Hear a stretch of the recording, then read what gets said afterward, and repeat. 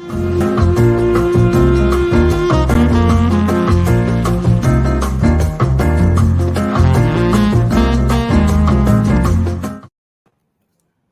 everybody. Welcome to our Facebook Live.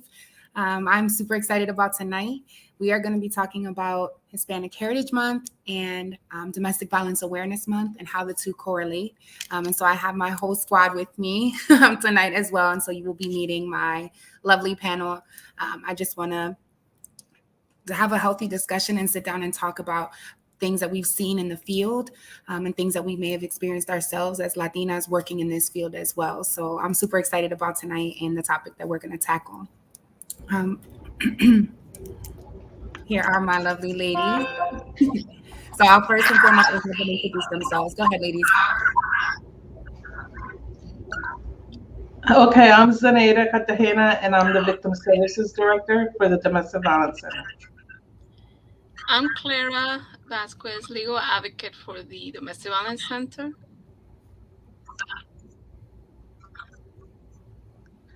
I'm Graziella Senga. I am the counselor for our Oxford satellite office location.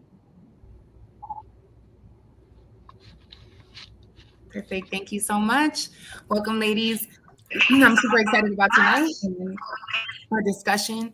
I know that we have a great panel of ladies, and so I'm super excited to jump into it. First and foremost, I want to give a little bit of background on Hispanic Heritage Month. Being Latina myself, being Boricua myself, I learned a lot while I was researching and trying to look into why Hispanic Heritage Month exists and how it came to be. So it actually started back in 1968 under President Lyndon B. Johnson. I didn't realize that it had been around for so long. It actually started as Hispanic Heritage Week until 1988 when Ronald Reagan made it a Hispanic Heritage Month.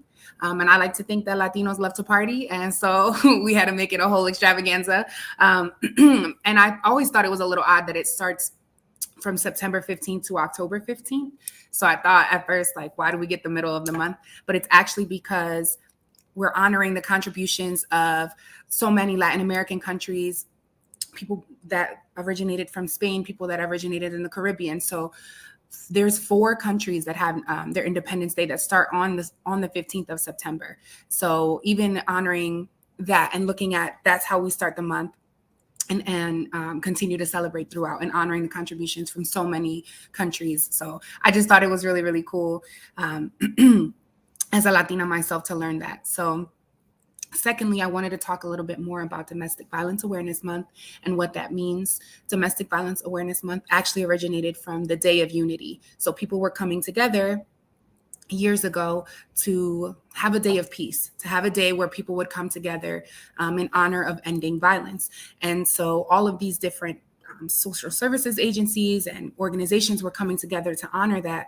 And it became such an event that they turned it into a week and then ultimately turning it into a month. So actually I believe it was October of 1987, they actually made it a law and it officially passed to become National Domestic Violence Awareness Month in honor of those who have lost their lives to domestic violence, those who have that we can celebrate, survivors as well, and those coming together to work in this field, to do what we do and what we get to do on a daily. So in honor of that, I'm super excited, not just to observe Domestic Violence Awareness Month, but also as a Latina and what that means. So ladies, are you ready? I'm ready to shoot some questions at you. Okay, so one of our first questions. What are some unique experiences of abuse that the Latino or Latina culture faces?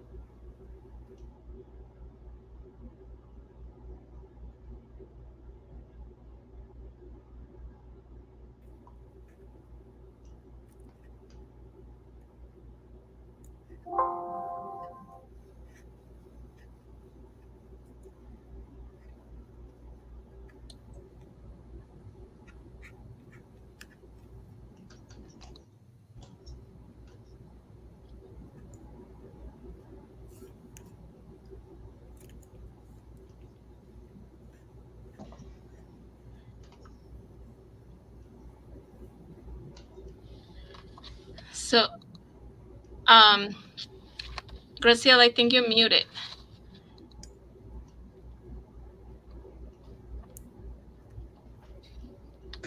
Of course, it goes with my day to day. I'm sorry, everybody. I was saying that first of all, one of the first things I think the Latina population or the challenge they face that we don't talk much about is the acculturation stress. Just the fact of leaving your country of birth and your culture behind, and the process of being here and starting to assimilate some of the culture here and letting go of part of their culture is already, something that is already stressful and traumatic. Also, quite often, people that have migrated here have also faced some, militia kind of civil wars in the country, and sometimes the military is not the most trustworthy system, so they already come a little suspicious, a little eerie about looking for services and trusting any agency or government or what they see as government people. So they quite often they're hesitant, even if they know their services, right? I think another thing too is lack of information, lack of knowledge of services and rights and protections and things of that nature. Other things I think Claire will be quite way better than me to talk about some of the immigration challenges they face as well, and talk about fear of leaving the abuser. You have to start off your life. You might not have some of your, legal documents or authorizations to be in this country. You might be dependent or of him sponsoring or her sponsoring you. Um, so it's then there's so many others that come along. They don't have access to any government assistance because of that. They quite often they're marginalized and they just don't get that information and the resources that the average population gets. But I think immigration is such a huge challenge and such a scary thing to think about when you're thinking about starting over your life and living in an abusive situation. And also to add into Graciela's, it's echoing. And to add into Graciela's information is that we Latinos are very close knit. Um, Sometimes we don't like change, and we bring our customs, our beliefs, our experiences into the decision making quite often. And in terms of this close knit that we have, we always rely on the family for those decision making, and sometimes our families do not support the separation of this marriage. And by the way, a lot of things have changed too. It used to be that in order to be with somebody you have to be married, right? So now it's like many people call living together, I'm married, my spouse, my husband, my wife. So I had grown up in a and then talk about within each country, there's with each culture, each subculture. So I grew up in a household where the father is the ruler, the mother is also a little bit the ruler, but the father is the one with the last uh, say. And me myself coming in here as a migrant as well to the United States, I want to break that mold, right? So I was like, no, no, no, that's not how. So as young as I could remember, I wanted to learn more about the cultures around me, and I was fascinated and all, because coming out of your country into a new country, you are trying to assimilate by going into school, and then you are given all this information and all these things, and you want to take it to your home, and at home the environment is totally different. So because of this tight community. And then most immigrants try to go and live at places where there's other immigrants that look like you, that talk like you, that that have things that are very similar to you. Because if you go into an area where there is none that look like you, there could be a lot of it will be very difficult to actually overcome the many barriers, because you're not from this country, you look different, you may not have the education background that other some employers are looking for. So when someone is in a domestic violence situation and they want to leave the relationship, the support is not there of what you're looking for. So therefore, a lot of our victims do not have information as to where to go and get help. And they fear, like Graciela says, to contact the police because there are consequences of calling the police. And they don't necessarily want that because of the experiences that they have at home, country, as well as what they hear within the community that happens to the abusers or to the victims. And sometimes it's misinformation completely. And in addition to that, there's also the, you know, like the understanding of your rights as a woman, your rights as a man, because we had roles, right? So these roles is like the man is, this expectation for the man is, men working, providing for the family in most, countries of our origin. And then the expectation for the female is that you're at home, you don't say anything, you take all of it, and that. So when you're given new information and you come to this country and you realize, oh wow, there's all this freedom and this knowledge of things, you have mixed feelings as to what to do. Add in fear, add in already information by the abuser saying, hey, you're not from this country, there will be consequences if you do this and if you do that. You add in all those layers, it actually blinds the victims to make a proper decision. And it also makes it very difficult to realize that there is an open door for you.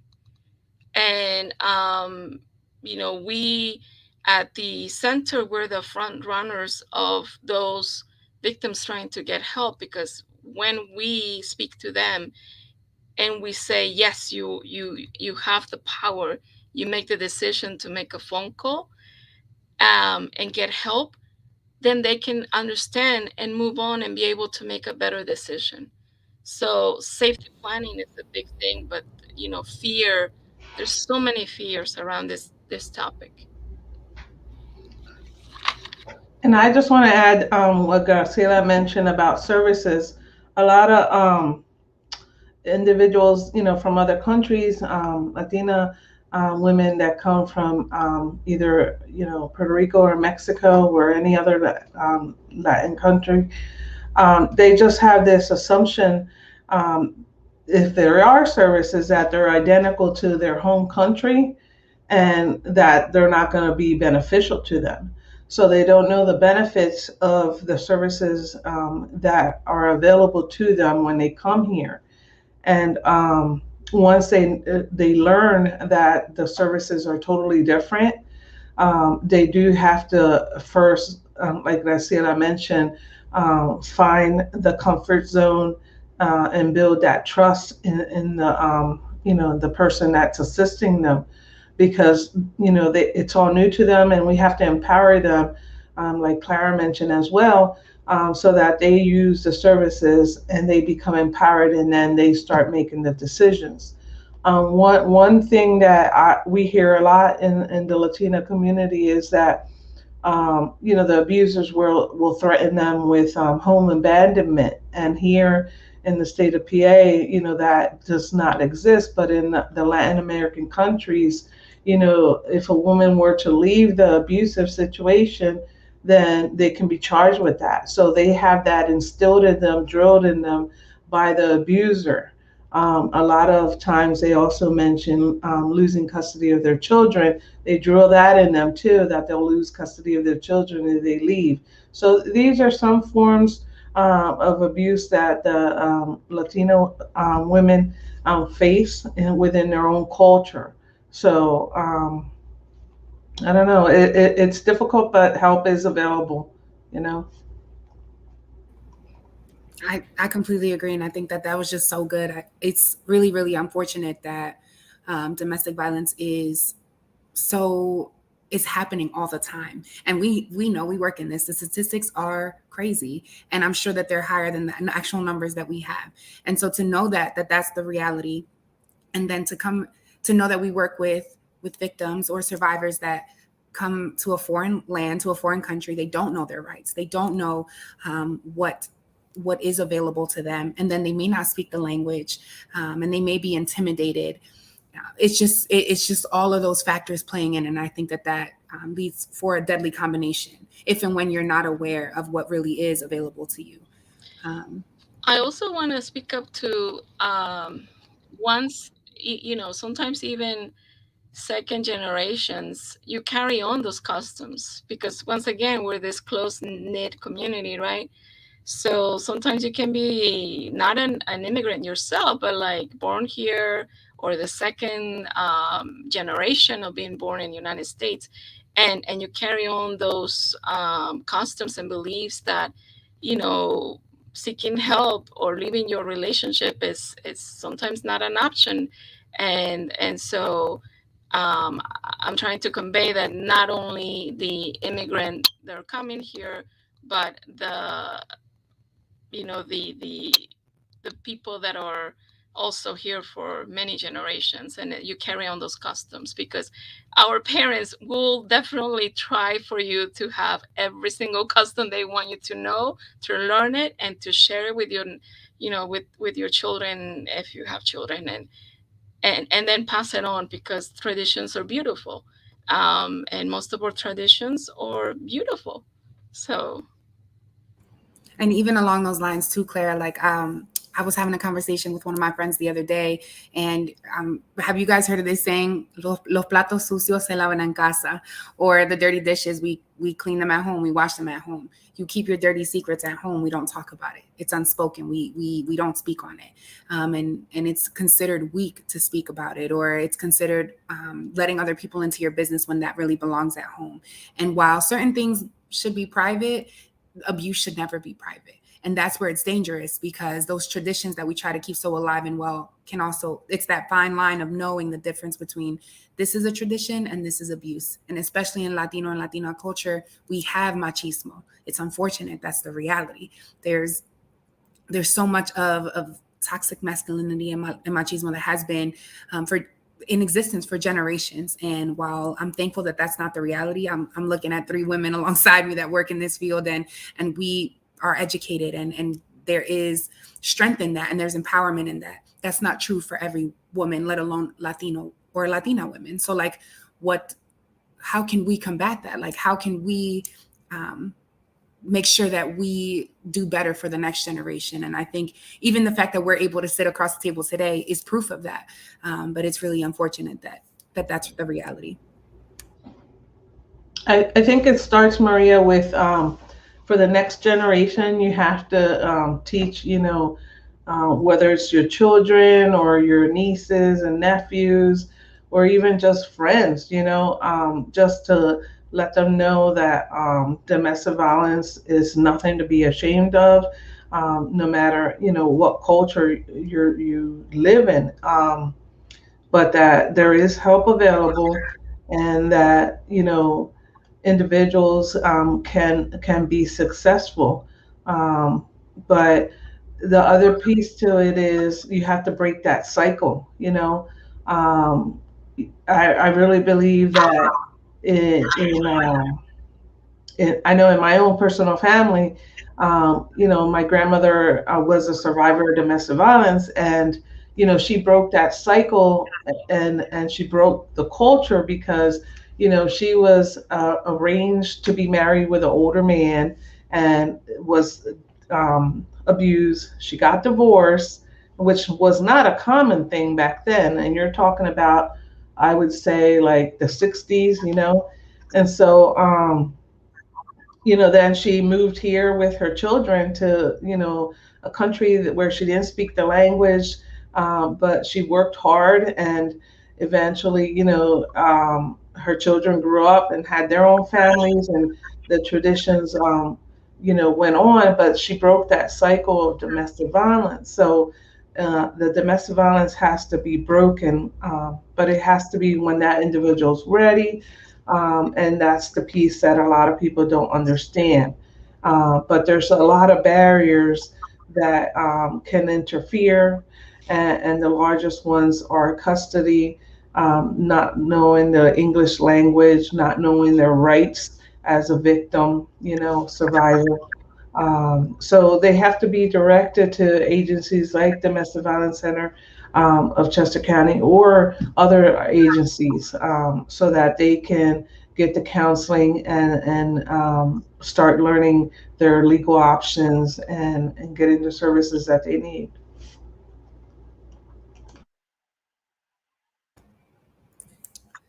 All right, let me throw another question at you guys.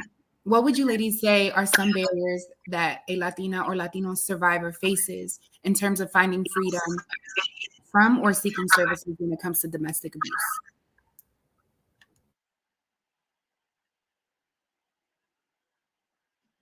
I know we touched based on a few, but how would we as an agency as well work to combat that? I think that that's important. Well, Well, go ahead, Clyde. well, I always say that we need to partner with the agencies that provide support to the community, because they can help with getting awareness about what we do. And once they get the service that we provide, the right service and the proper way, you know, spreading the word that they can get the help. And the barriers that they can face will be that, you know, the like in many of the fears, we can help them overcome those by doing counseling services, by providing them with the knowledge of their options, and different things. Now, if you have victims who are here with a questionable status, oh, here's the cat, with a questionable status, we have services. We partner with Highest of Pennsylvania to help victims get their status. And this partnership has been happening since 2004, 2003, when the VAWA Act, immigration relief started. And so if you're married to a uh, partner, I mean, to a wife or husband that are legal permanent residencies or citizens, and you're going through domestic violence, and you are participating with a local domestic violence, there is a self petition under the VAWA Act that you can request for immigration relief. Or if you're a victim of domestic violence and there is no status on the other side, or you're not married, but there is a domestic violence and is a reportable case to your local police, or you get a PFA and the defendant violates the PFA, you can get a relief under the U visa services, where both of those reliefs is a pattern of getting your status. As well as if you're a victim of human trafficking, by your partner, because human trafficking and domestic violence cross quite often, there is also that relief. um, and some of the barriers around this area is that, and that's why we partner with somebody from Philadelphia County or Philadelphia in the city, is that in this area, we do not have attorneys that provide free immigration services. There is no agency that provides direct free services, but we do ourselves, we partner with the Highest of Pennsylvania. And since we have that service, we have so many people that have become citizens. They started with having nothing at all, to a work permit, to a U visa, to residency, to citizens. And I've seen it all. And we also have families that have unified with their children that were abroad, that they have been brought up into the United States because the victim was filing a U visa or a VAWA. So there is relief. And the language, when it comes to immigration relief, is not a barrier, but having misinformation about what happens with the immigration procedures can be a barrier. I have clients that they start paperwork with the attorneys and they stop because others or the abusers have tell them that they can be deported. And so there's a lot of misinformation, and we want to bring knowledge to the community that there is help, whether it can be little to a lot. Whenever you're ready, we're here to help you. And I just want to add that another barrier for the women, and there it can also be men as well, but the majority is women. But another barrier is the housing, because when they don't have status, if they're an immigrant, then they really cannot apply for any public housing. And that is huge in breaking that cycle of domestic violence, whether it's getting a protection order, filing criminal charges, and then separating from that abusive spouse, partner, boyfriend, girlfriend, whatever it may be. It's definitely more difficult for the Latino culture to separate and move on from the domestic violence, because they have that disadvantage, especially if they're undocumented, here with and don't have status.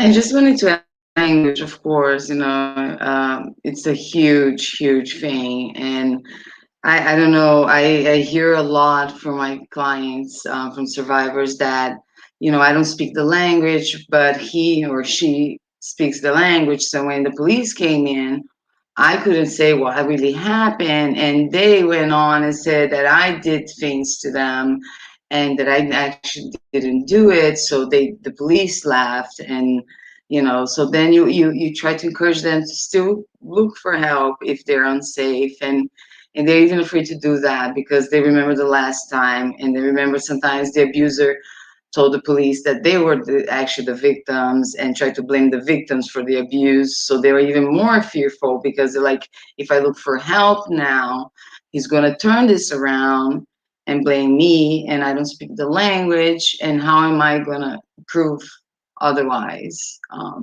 So language is a huge thing, and it's also a huge thing for access to services and access to justice, and there's something that I think there's a lot of room for improvement. Quite often we don't have an interpreter for, not in our case, but, in cases where I have seen in the courthouse, for example, sometimes they don't have an interpreter there for the survivor. I feel that we got much better over the years because I have been working with the court system since I had started in Chester County 15 years ago. And I can tell you that I see an improvement, from before, but still there's room for improvement for that. And I see not only on the legal system, but in the educational system too. And it's, we got to make sure that they have somebody there for the survivor, and support that for them. Yeah, and before we move on to the next question, I just want to add something about the language that Graciela mentioned. It has improved a great deal, in Chester County about having services available in the Spanish language from when I started doing this work. But the biggest issue, and it's a huge issue for the victim survivor, is that individuals should not use children to interpret when they do call the police or if they are seeking services, because that also has some trauma on the child. And you have to remember that that child could have been a victim as well. And it, is a part of the abusive situation. So really, they should utilize other tools like the language line, even though it's cost effective for agencies or organizations, but it's better to utilize those tools than a child, that it can be more damaging. Also, the other thing to add in is transportation. Chester County, especially southern Chester County or areas where there's not a lot of, closeness, transportation is a big deal. And there are people that do drive other people as an informal taxi, but the prices are horrendous. Um, and the limited public transportation that there is usually, South Route One. I mean, Baltimore Pike, and then straight forward into Route One into Westchester. There's no like zigzag on sides, and so it's very difficult to get into this, especially if you have a woman who is carrying a child and plus the book bags, and it's a lot. So, but we're blessed that some of us are working inside offices where there is a considered a community resource place like LCH, Oxford Neighborhood Services Center, where Graciela is, in Coatesville. At least our agency is trying to pinpoint where we can be so that we can provide these services to victims and more accessible. But there's still that need for them to still get to us. It's still an impact on them. So the county needs to improve a little bit more about that as well. I love to see that it's really improved within the last 15 years, like Graciela was saying when she started, and just to see that you guys have been in this field for a while and to be able to see the growth, like that's encouraging in itself. But I do agree that we need to be better and do better. And I think transportation is huge. I think that's going to be key and core in us being able to move forward, but also with the language barrier. There shouldn't be an excuse to have somebody in court in the judicial system where they don't understand, and that is their right, not just as a survivor, but also within the court system, within being a citizen, within being represented in any court case. That is your right to understand what is going on and to have that explained to you. So it's unfortunate that there are gaps in the system, but I'm grateful that we work in a system that is progressing forward every day and that we get to see that, and we get to see the benefits of it, as we have been able to see, and that we work closely with other counties and other organizations to tackle that, so that where we may be struggling as Chester County, other counties can come through and assist us where their resources may be a bit stronger. And then that in itself tells our county we need to get better with A, B, C, and D so that we can be better. All right, ladies, I'm going to move things a little bit around, okay? So while U.S. culture tends to clump us all together and say, aren't you guys all Mexican? Aren't you all Puerto Rican, right? And they just try to put us in one category. So there is a wide range of cultural differences, and Latino American culture is beautiful. And one of the reasons it is beautiful is because it's so different. We have blonde hair, blue eyes. We have dark hair, dark eyes. And I love the span of our culture and all different types of colors of skin, and so much history and richness to our cultures. So in saying that, I would love for you guys to tell me a little bit about how you would identify, or how you identify, and some experiences that you have with working in this field as a Latina yourself, but also working with other Latinos and Latinas in this field. Well, I can say that I identify myself as Mexican, and I'm very proud of it.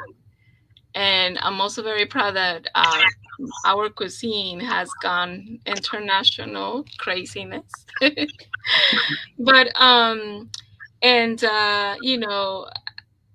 maybe I identify a lot with my culture. I'm very proud as to where I come from, how I grew up, from having nothing to having something.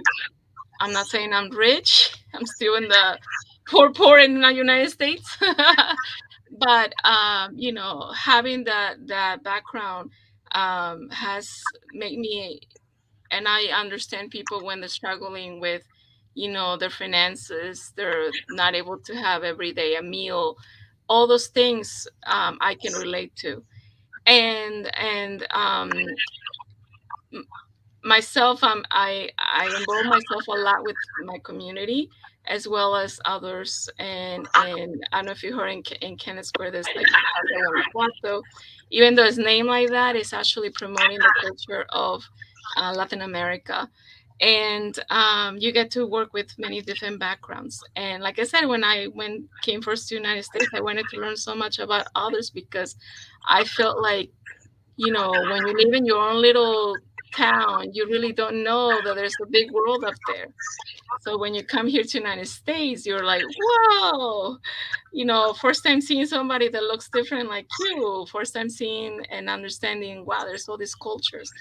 And so when I work with victims of domestic violence, and I have the privilege of working with victims from pretty much all over the planet, because of the type of work that I do. I work with very closely with Highlands of Pennsylvania, but also, the language that I speak, and my background. So I feel very empowered to continue helping people when I see them that they have a vulnerability to be able to come in and trust you and give you the information, and trust that nothing will happen to them, that they're going to become, residents, that they're going to have a work permit. All those things make me every day come in to do this job. As well as when somebody makes the first decision to make the phone call, to me, that is a survivor, that they have decided to seek help either by making the phone call, or get information and start a little bit. That's a success story for me, because we have so many people that are not getting help. I heard one time when I first started being an intern back in 2004, that with Domestic Violence Center, one of our great counselors, Sandy Lewis, she said to all of us when we were taking this train, that the domestic violence, we have only peeled the apple. There's more to it. And I always go with that to remind myself that, we have helped so many, but there's so many out there. So we have to think of a success of a story that is the phone call. Because why? We have planted a seed of knowledge, and they're aware of what they have. So for me, speaking to anyone with different backgrounds, my clients trust me. They come and they want to talk to Clara. Community people from the areas like, oh, you can call Clara, or here's Clara's phone number. And I feel very proud of being part of this mission. I unfortunately I have lost people because of domestic violence, and like I said, even people here in the United States, here locally, Chester County, other areas, because of the close knit and all these things against victims of living domestic violence. So my passion for victims of abuse is huge. I don't want another family of mine to die because of domestic violence. And if something like what we have in Chester County and other places would have been and available and also be known to people, I am sure that my family members will still be here. So I I have a passion, and I hope that always, you know, everybody thinks of when they make a decision to make the phone call, you are a survivor. When you make a decision to call us or come in or seek help, you're a survivor.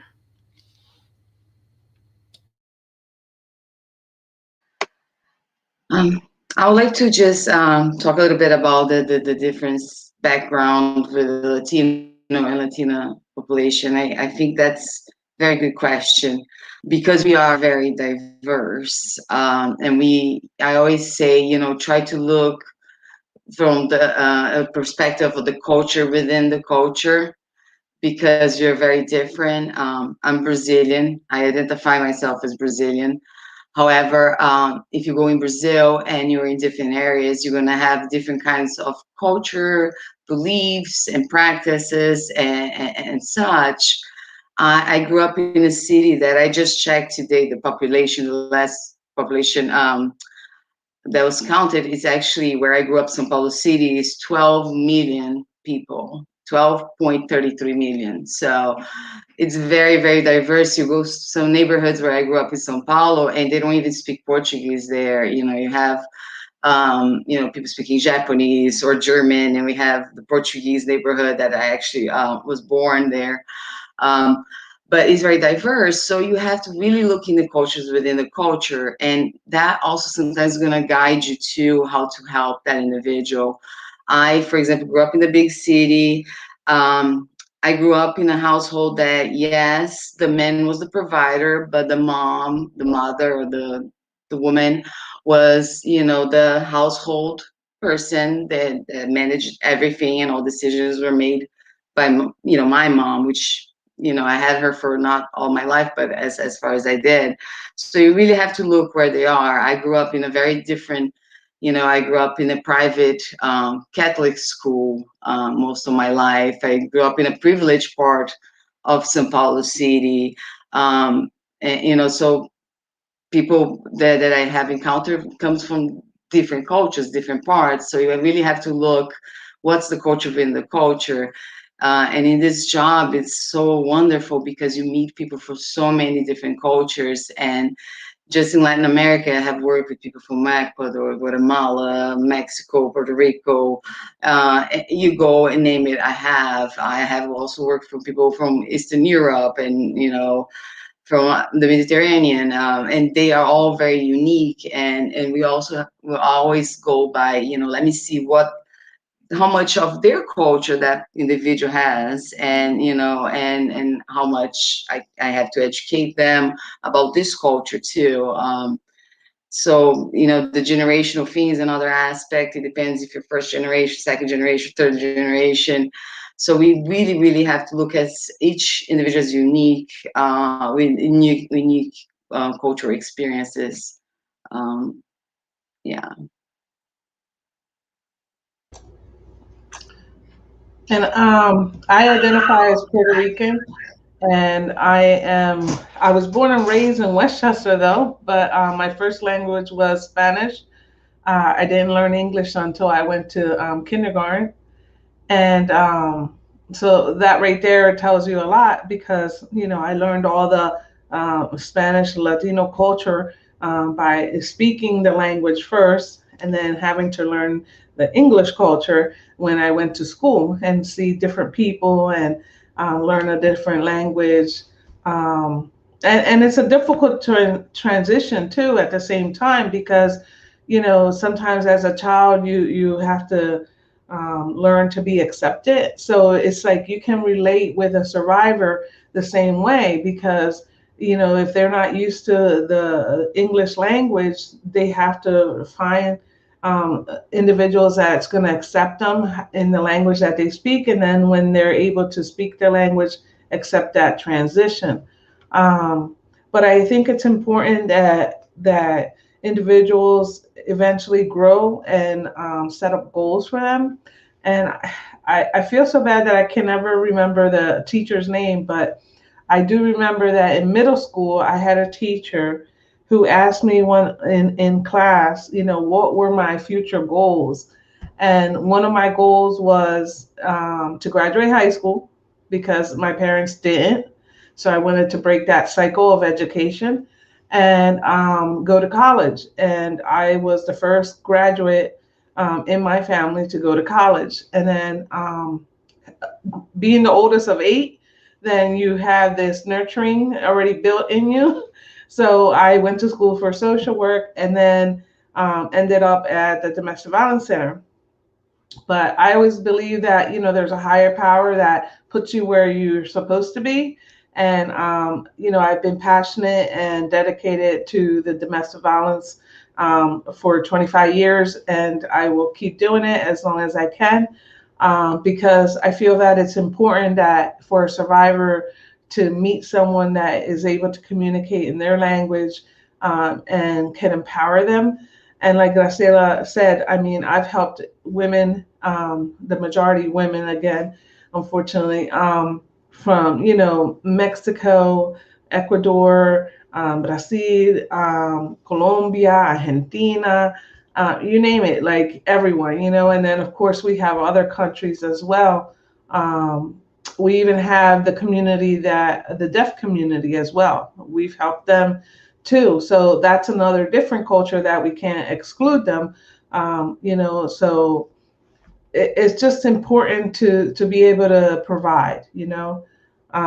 But again, I would say it's all within the family and having that support. If you have that support, then it can change. And I was blessed that I had two parents that supported me and also wanted me to surpass what they weren't able to, as immigrants from Puerto Rico here and unable to graduate. So, yeah. I'm glad that Zanita brought in. It's something that it's not quite often on topic what we're saying, but I think that it's very good that she mentioned about uh, about the topic of I forgot. I'm sorry, guys. I had a long day, but it has to do with the barriers of that survivors face. I just want to reiterate, there's so many, and we really need to applaud, survivors for just like Clara said, just reaching the phone and calling us.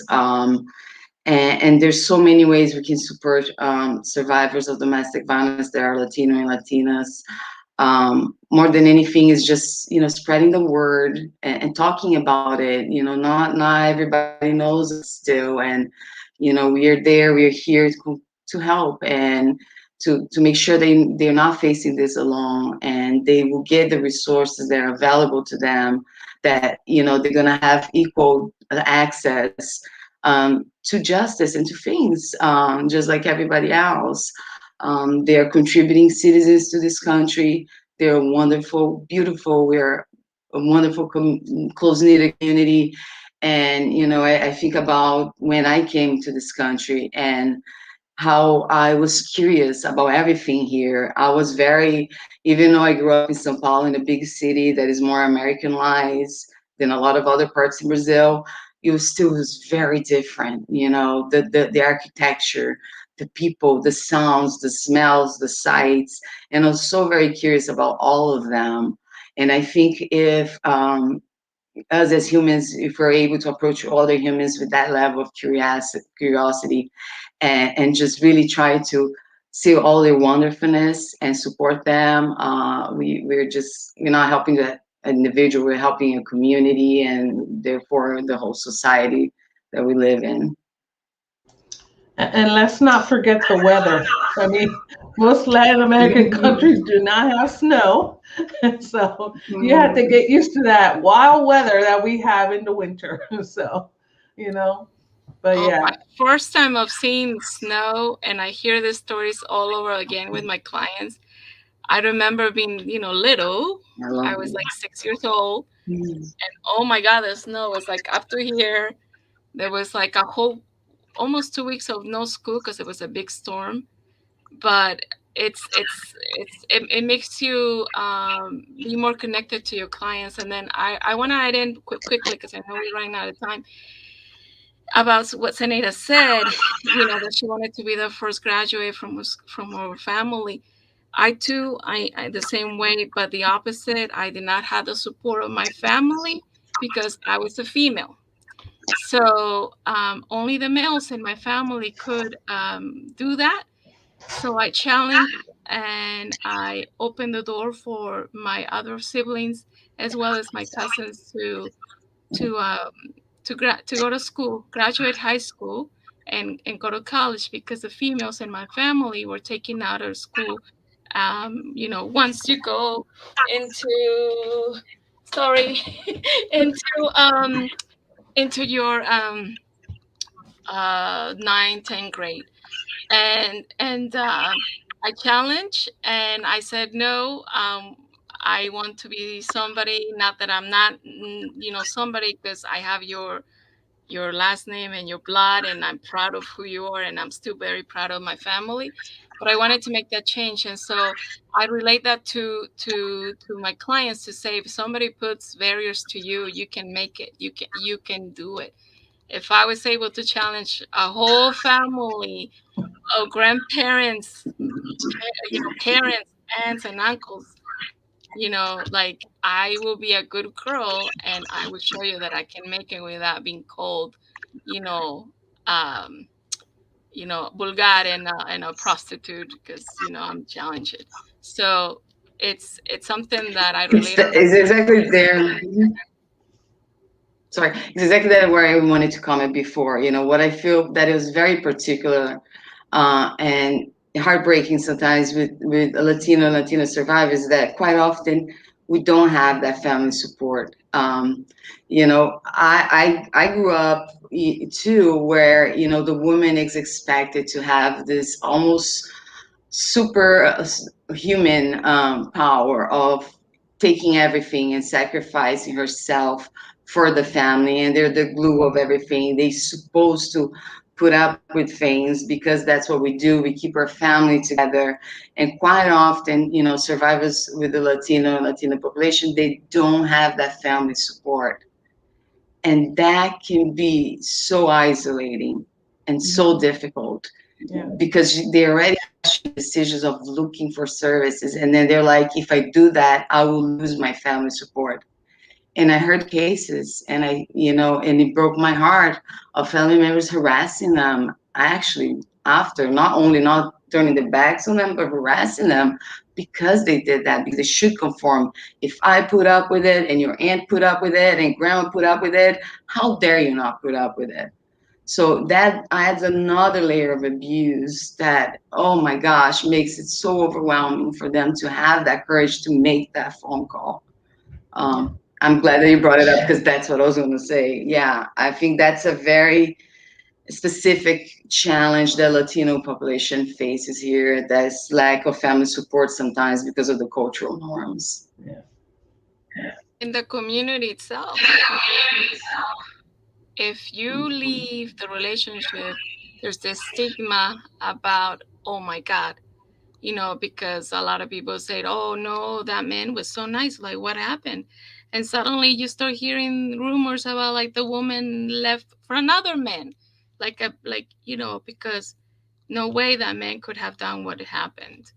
And so the blaming, the shift of the blaming goes into, a lot of the times, into the victims. And yeah, but we need to work on a lot of education to our peers, partner with agencies and that serve our communities to, help those barriers become better. We probably will not be able to take them all away, but, be better at it, and get to a point where victims can feel comfortable coming in and talk about it, and not feel that, they're going to be blamed or be put a label as to why you left.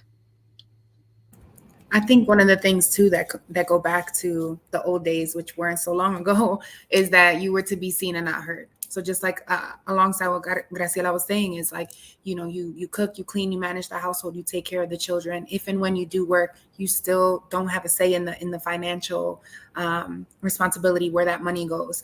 And that all of that is a form of machismo, of abuse, of cultural things that we've had, and unfortunately the ugliness of some of the cultural traditions that we've had in the Latino culture. And so to see that now we've shifted to there being strength and beauty in speaking up for yourself, there's power in that. And whenever I think of a Latina, especially like a Latina woman, like I think of strength and resilience. And it's a beautiful thing. And not to say that other cultures don't have that, but there's so much beauty in the strength that it takes to be the first in your family to graduate, be the one that goes against the grain, that goes against your family, that does speak up, that does go against the toxic traditions of grandparents and even our parents. Sometimes they didn't do certain things, so they impose that on you. And even having to do that, even as a child, having to learn certain things at a young age because you have to translate, or you have to grow up too quickly because you're taking care of your younger siblings. All of these things that we've seen, especially within our culture, it happens with other cultures, that happens within other people within the United States or without or outside of the United States, but specifically in Latino culture, I've seen it time and time again. So I'm proud of us for shifting, especially for women, to create this empowerment that there is in being able to speak up.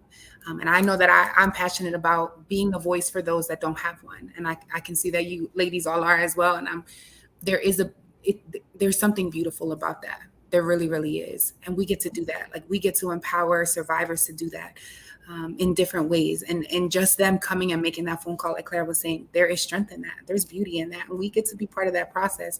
And y'all know, like I know, it is frustrating. The system is not perfect. There's so many gaps that we definitely have to grow in, especially in our system. And we see it working at the DVCCC often, but I'm grateful to get to work alongside you women. I'm grateful to get to work alongside our team to do that, to be able to go against the grain and say, no, she's going to speak up. She's going to say that she's speaking against you, and there's power in that.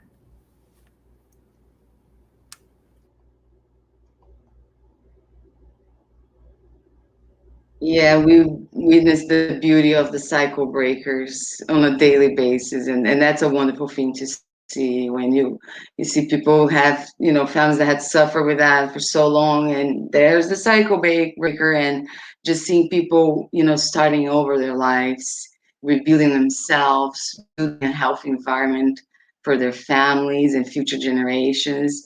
The most rewarding thing in the world, honestly. It's beautiful to watch. Give me goosebumps. So yeah, glad to I be part of it.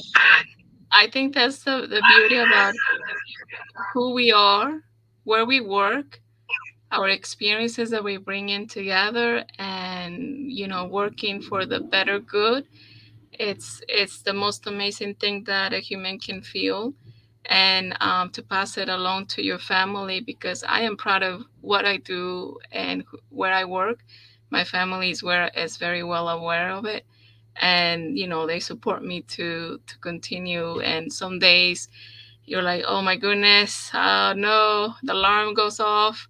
Uh, but then you remember that you have something to do to better someone's life, to help those people that are trapped, and to be part of the solution, and also be part of that successful story, and that you help somebody not go through again another day of abuse. Is like the most beautiful thing that you can do.